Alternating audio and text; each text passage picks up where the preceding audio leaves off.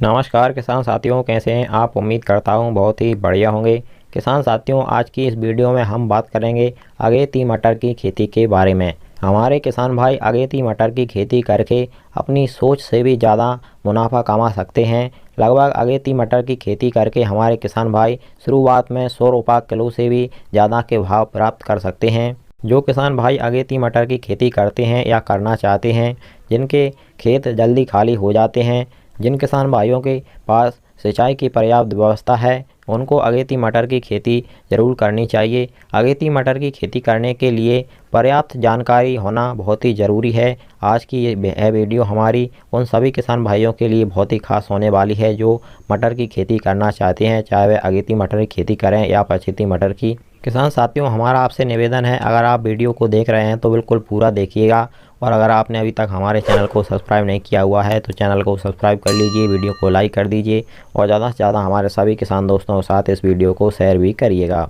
किसान साथियों, मटर की खेती के बारे में इस वीडियो में हम पॉइंट बाय पॉइंट बात करेंगे, यानी कि आपको मटर की बुवाई का सही समय कौन सा होता है, कब आपको मटर की बुवाई करनी चाहिए, कौन से खाद उर्वरक आपको डालने चाहिए, स्प्रे कौन से करना चाहिए, बीज उपचार कौन सा करना चाहिए। इसी के साथ पूरी जानकारी आपको वीडियो में बताएंगे, आपको कौन सी सही वैरायटी का चयन करना चाहिए। चलिए शुरू करते हैं। किसान साथियों, अगेती मटर की खेती में एक बहुत ही बड़ी शुरुआत में जो समस्या आती है वह आती है सड़न की। अगेती मटर की खेती अगर हम जल्दी कर देते हैं तो जो बारिश हो जाती है उससे अगेती मटर की खेती में सड़न की समस्या आती है, जिससे फसल पूरी तरीके से बर्बाद हो जाती है। तो ऐसे में आपको बारिश को देखते हुए अगेती मटर की खेती करनी चाहिए। अगेती मटर की खेती हमें हस्त नक्षत्र के बाद में करनी चाहिए वैसे तो, और अगर आपके क्षेत्र में अगर मौसम की वापसी पहले हो जाती है, बारिश की संभावना नहीं होती है, तो इससे पहले भी आप अगेती मटर की खेती कर सकते हैं। इसके बाद में किसान साथियों, सबसे ज़रूरी बात यह है कि आपको मटर के बीजों का बीज उपचार ज़रूर करना चाहिए। जो हमारी BSF कंपनी की जेलोरा फंगीसाइड आती है, उससे आपको मटर को बीज उपचार करना चाहिए। किसान साथियों, जेलोरा फंगीसाइड से आपकी मटर की फसल की बहुत ही अच्छी प्रोडक्शन मिलेगी। जो भी फंगस आता है ज़मीन से वह नहीं आएगा, सड़न की समस्या नहीं आएगी और बीज पूरी तरीके से अच्छा अंकुरित होगा और भी बहुत सारे फायदे आपको मिलेंगे। किसान साथियों, अगेती मटर की समय की बात करें तो आपको 15 सितंबर से लेकर 30 सितंबर के मध्य अगेती मटर की बुवाई कर देनी चाहिए, और अगर आप थोड़ा लेट हो जाते हैं तो आप 15 अक्टूबर तक भी मटर की बुवाई कर सकते हैं। अगेती मटर की टॉप बेस्ट किस्मों की बात करें तो आप AP3 मटर को आप लगा सकते हैं, PSM3 मटर को आप लगा सकते हैं, आज़ाद 3 को भी आप लगा सकते हैं और पंत 3 मटर को भी आप लगा सकते हैं। यह किस्में किसान साथियों लगभग 60 से 65 दिन में तैयार हो जाती हैं, और आपको इसके अलावा अगर आपके क्षेत्र में कोई अन्य किस्म अच्छा उत्पादन देती हो तो उसको भी आप लगा सकते हैं।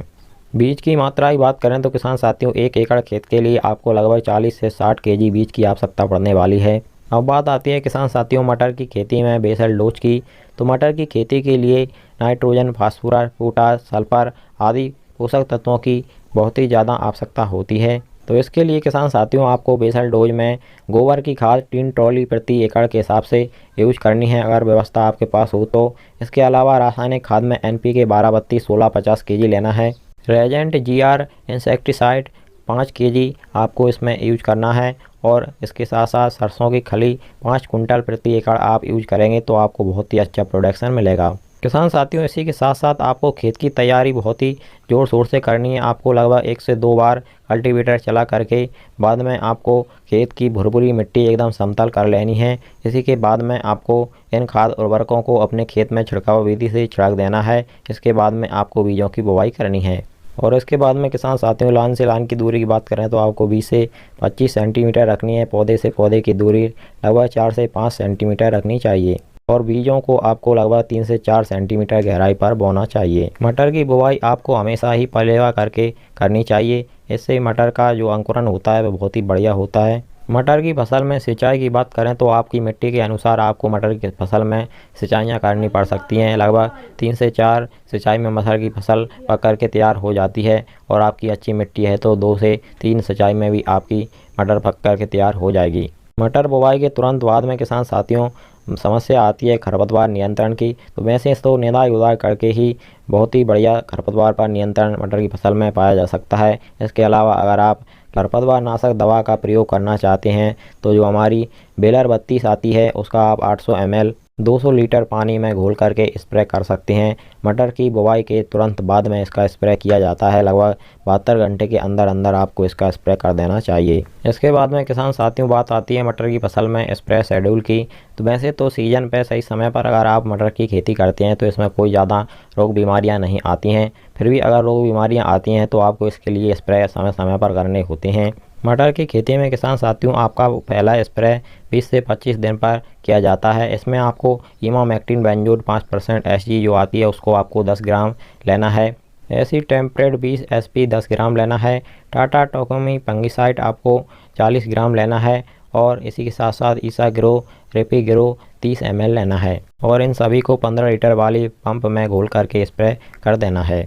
और इसी के साथ साथ सिलिकॉन चिपको का भी इस्तेमाल आपको करना ज़रूरी रहता है। इसके बाद में हमें दूसरा सेकंड स्प्रे 40 से 45 दिन पर करना चाहिए। इसमें आपको एक्सेल की जो 100 दिन फंगिसाइड है इसको 40 ग्राम लेना है। अडामा प्लेथोरा इंसेक्टिसाइड है उसको 30 ml लेना है। NPK आपको 13045 लेना है 100 ग्राम। और इन सभी को 15 लीटर वाले स्प्रे पंप में डाल करके स्प्रे कर देना है। इसके बाद में किसान साथियों बात आती है खाद शेड्यूल की। आपको पहला खाद मटर की फसल में 18 से 20 दिन पर देना है। इसमें आपको जिंक सल्फेट 33% वाला लेना है 4 kg। सूक्ष्म पोषक तत्व युक्त खाद लेना है 5 kg। और इसी के साथ साथ यूरिया लेना है 25 kg। इन सभी को प्रति 1 एकड़ में जड़ों के पास दे करके सिंचाई कर दें। और इन खादों को किसान साथियों अगर आप निदाई गुड़ाई करके इसके बाद में जड़ों के पास दे करके सिंचाई करेंगे तो बहुत ही अच्छा फ़ायदा मिलेगा। इसके बाद में दूसरा खाद आपको 35 से 40 दिन के मध्य में देना चाहिए। इसमें आपको सागरी का दानेदार लेनी है 10 kg। और बोरोन लेना है 20% वाला 1 kg। यूरिया खाद लेना है आपको 35 kg। और इनको आप प्रति एकड़ जड़ों के पास दे करके अगली सिंचाई आप कर देना चाहिए। इस तरीके से किसान साथियों अगर आप इन खाद उर्वरकों का और इन स्प्रेयों का शेड्यूल बनाएंगे तो आपकी मटर की फसल से आपको बहुत ही तगड़ा उत्पादन मिलेगा। जो मटर की फसल का दाना है वह भी बहुत ही बड़ा और बहुत ही ज़्यादा दानों वाली फलियाँ बनेंगी। अंततः आपको बहुत ही अच्छी हरी भरी फसल मटर की देखने को मिलेगी। और किसान साथियों जो मटर की अन्य वैरायटियां हैं जैसे GS10 वगैरह अन्य वैरायटियां हैं उनके बारे में इस वीडियो में हमने जिक्र इसलिए नहीं किया है क्योंकि उन वैरायटियों की फसल अवधि ज़्यादा होती है। लगभग 80 से 90-95 दिन में वह वैरायटियाँ पक कर के तैयार होती हैं। और हमने इस वैरायटी में अगेती मटर की खेती के बारे में जानकारी दी है। अगर आप उन वैरायटियों को लगाते हैं तो आप अचेती हो जाएंगे और आपको सही से मटर की फसल की मार्केट प्राइस नहीं मिल पाएगी और आपको ज़्यादा मुनाफा नहीं होगा। इसके बाद में किसान साथियों अगर आपको मटर की खेती के अंतर्गत कोई भी और समस्या आती है, मटर की फसल को सूखने की समस्या आती है तो आपको हमें कमेंट करके वीडियो में ज़रूर बताना पड़ेगा। इसके लिए हम आपको पूरी जानकारी प्रोवाइड करा देंगे। चलिए फिर मिलते हैं अगली वीडियो में। नमस्कार, धन्यवाद।